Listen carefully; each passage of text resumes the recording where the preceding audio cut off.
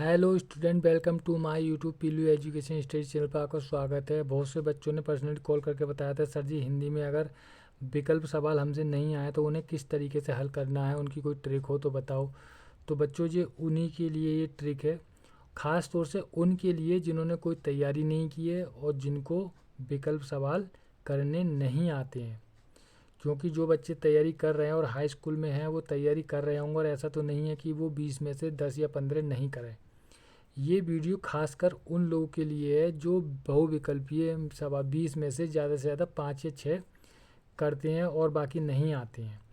तो जब आपके इस तरीके की पोजीशन हो, जब आपसे बहुविकल्पीय सवाल यानी कि ऑब्जेक्टिव टाइप के क्वेश्चन 20 में से OMR में भरने के लिए नहीं आ रहे हों, तब ये ट्रिक काम करेगी और ये आपके 17-18 नंबर, मतलब 20 में से 18 नंबर आराम से आप ला सकते हो अगर इसको अच्छी तरीके से फॉलो करोगे तो, ध्यान से।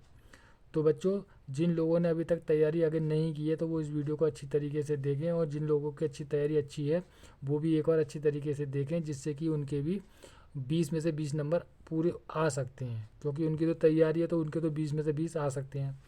तो बच्चों चलते हैं अपने टॉपिक पर। तो बच्चों, ये हिंदी के पेपर में बहुविकल्पी प्रश्नों में ट्रिक, तुक्का लगाने की ट्रिक है।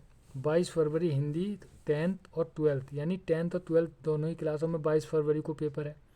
तो दोनों के लिए ही है, लेकिन मैं आपको बता दूं कि 10th क्लास में 20 OMR पर करने को आते हैं टिक, और 12th क्लास में 10 क्वेश्चन होते हैं, वो आते हैं पेपर में जो करने को आते हैं, कॉपी में लिखने के लिए आते हैं विकल्प।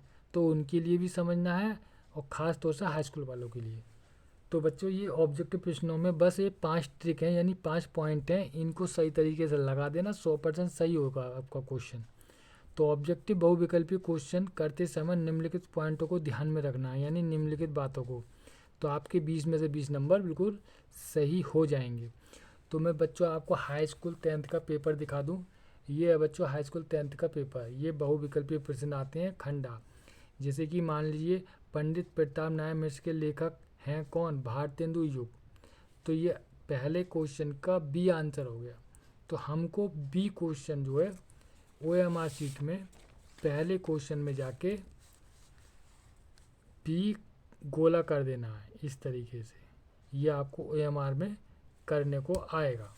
ठीक। तो बच्चों, अगर ये क्वेश्चन आपको नहीं आती, कोई आंसर नहीं आ रहा है, तो क्या कराएगा, ये उस सिलसिले में ट्रिक है। तो मैंने बताया कि ऑब्जेक्टिव बहुविकल्पी यानी प्रश्नों को हल करते समय निम्नलिखित बातों को ध्यान में रखना है। सबसे पहले बच्चों, वह प्रश्न हल करो जो आप जानते हैं। ये सभी सब्जेक्ट, सभी विषय, सभी बच्चों के लिए है। सबसे पहले 20 में से जो आपके सबसे पहले अच्छी तरीके से आते हैं, मान लीजिए आपके 20 में से 10 क्वेश्चन आपके बिल्कुल अच्छे हैं, वो मतलब आपके सही हैं बिल्कुल 100%। तो सबसे पहले आप बच्चों वो क्वेश्चन आपको टिक कर लीजिए अच्छी तरीके से OMR में। ठीक। तो सबसे पहले पहली ट्रिक और पहली पॉइंट तो आपका ये है। दूसरा पॉइंट है आपका बच्चों, सबसे पहले जब आपके 10 क्वेश्चन हो जाएं अच्छी तरीके से, और उसके बाद जब आपको पेपर और आप दोबारा देख रहे हो, और उसके बाद जब सबसे पहले दिमाग में जो विकल्प ऑप्शन में आता है, यानी 10 क्वेश्चन तो आपके वो सही हैं, वो कर लीजिए। 11वां 12वां जो क्वेश्चन देख रहे हो, उस समय आपके दिमाग में जो सबसे पहले विकल्प आता है कि भाई इसका आंसर ये हो सकता है, तो 100% उसका आंसर वही होगा। आप उसको आंसर को लगा दीजिए। पहली बार में क्वेश्चन देखने पर जो आंसर आपके दिमाग में टिक होता है वो आप सबसे पहले लगा दीजिए। ये 2 फार्मूले तो आपको सबसे पहले करने हैं। सबसे पहले ट्रिक हो गई, सबसे पहले जो प्रश्न आपको आते हैं श्योरिटी बिल्कुल ओके, वो आपको कर लेनी है। उसके बाद जो बचते हैं उनको फिर आपको देखना है। देखने पे जो भी आपके दिमाग में क्वेश्चन का आंसर टिक हो रहा है, ये ऑप्शन सही लग रहा है पहली बार में, वही 100% क्वेश्चन सही होता है साइकोलॉजी तौर पर। तीसरा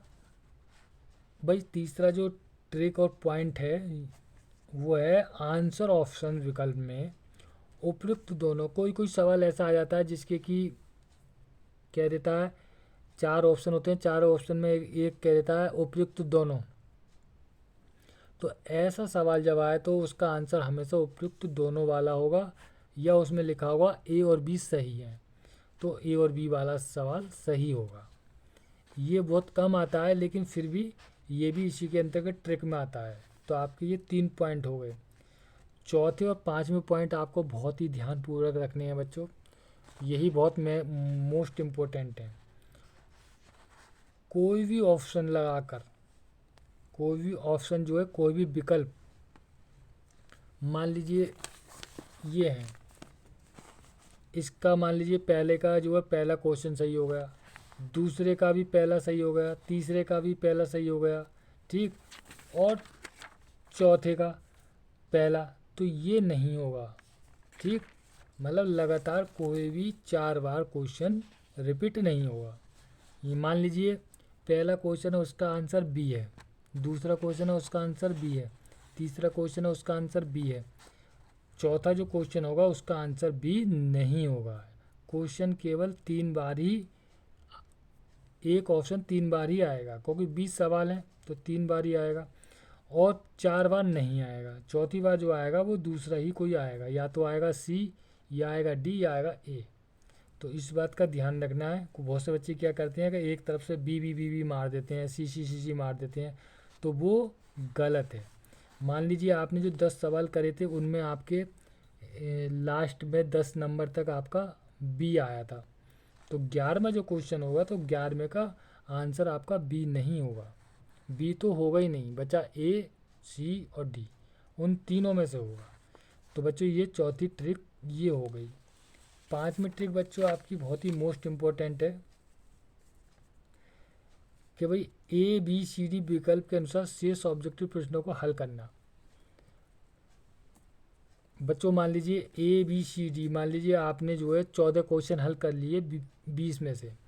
ए हमने कर लिए 4, बी मतलब बी के हमने कर लिए 3, और सी के 2, डी के 5, यानी कि 20 क्वेश्चनों में से हमने जो क्वेश्चन हल करे हैं उनके आंसर, ए आंसर जो है उनके वो 4 हैं, यानी जिनका ए आंसर है वो क्वेश्चन 4 हैं, जिनका बी आंसर है उनका वो क्वेश्चन 3 है, और जिनके सी आंसर हैं उन वो क्वेश्चन 2 है।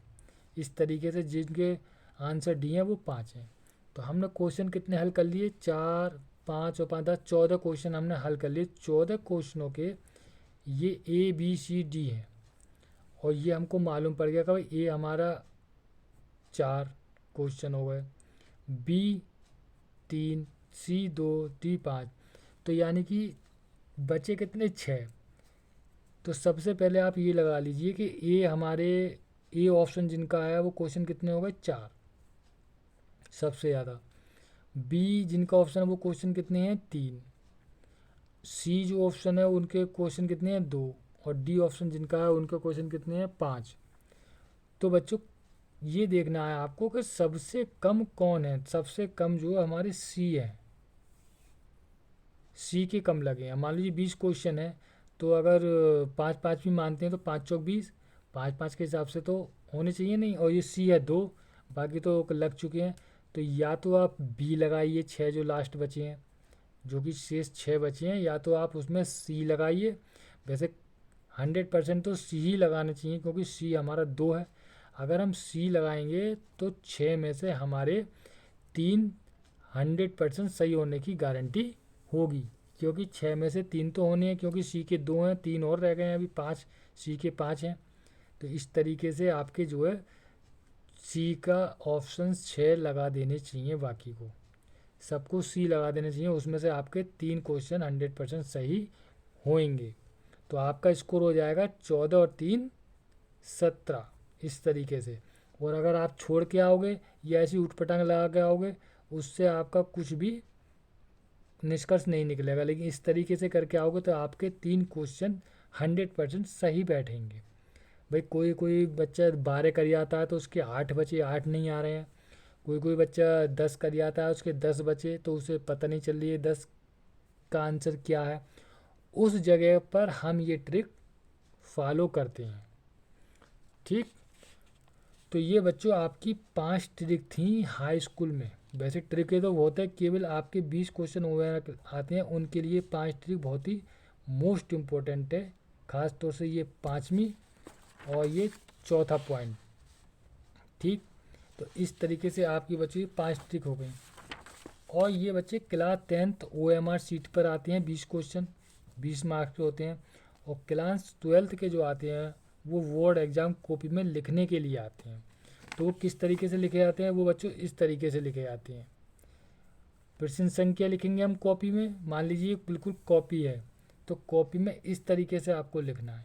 प्रश्न संख्या 1 खंड आ, फिर आपको प्रश्न लिख लेना है ABC जो भी हो, मैंने तो 1 2 करके लिखा है।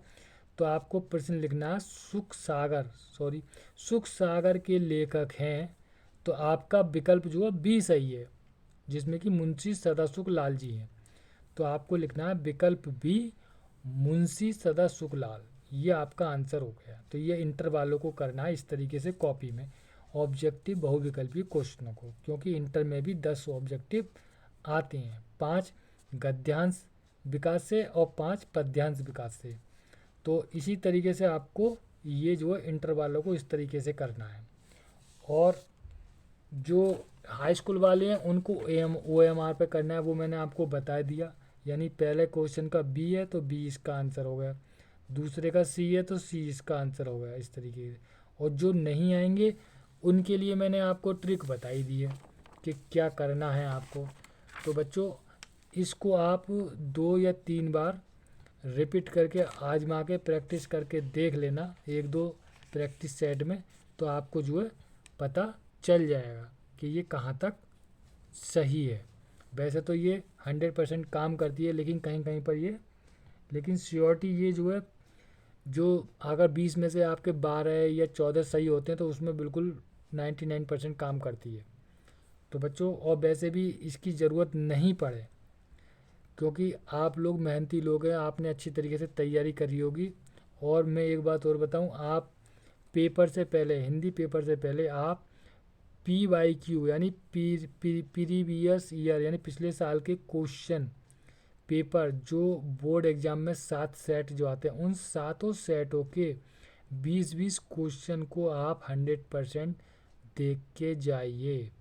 उसी में से आपको क्वेश्चन मिलेंगे, या तो सेम टू सेम वही आ जाएंगे या टचिंग वाले आ जाएंगे, आएगा आपका क्वेश्चन उसी में से। ये मैंने आपको पहले भी कई वीडियो में बताया है और अब भी बता रहा हूँ कि पिछले साल के 2023 के 7 सेटों के 20-20 क्वेश्चन जो आए हैं, तो 7 दूनी 14, तो 20 पंजे 100 यानी 7 दूनी 14, 140 करीब होते हैं। वो अगर आप देख लेते हैं तो उसमें से एक क्वेश्चन भी आपका इधर से उधर नहीं होगा।